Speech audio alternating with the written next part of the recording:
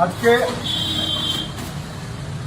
সাঁওতালডি এসটিপিএস তাপবিদ্যুৎ কেন্দ্র থেকে যে শ্রমিকরা আজ আমার কাছে এসেছে, এই বেচারীরা বিভিন্ন সংগঠনের সাথে যুক্ত ছিল।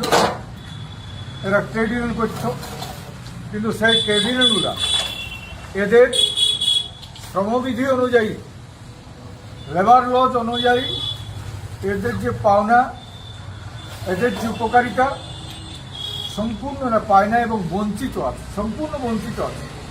আমরা দেখেছি ব্যান্ডেলে যে তাপবিদ্যুৎ কেন্দ্র আছে, আরও বিভিন্ন জায়গায় যে তাপবিদ্যুৎ কেন্দ্র আছে, তার চেয়েও কিন্তু এখানে এদের শ্রমিকের উপর যে সুখ সুবিধা, যেটুকু পাওনা দরকার শ্রমবিধি অনুযায়ী, সেই সুবিধাগুলো এরা পায় না।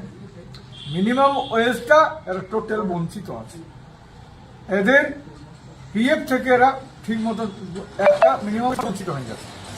তো তাই আমি বলবো, আমরা আগামী দিনে এই থার্মাল পাওয়ারের যে জিএম ওঠে সবচেয়ে বেশি শোষণ আমরা দেখছি। আসানসোলে বেশি বেতন পাই, রাঁচিতে বেশি বেতন পাই।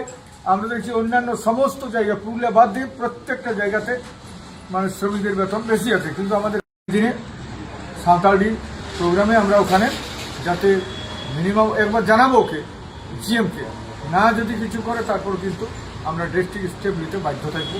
জোহার, জয় জগন্নাথ।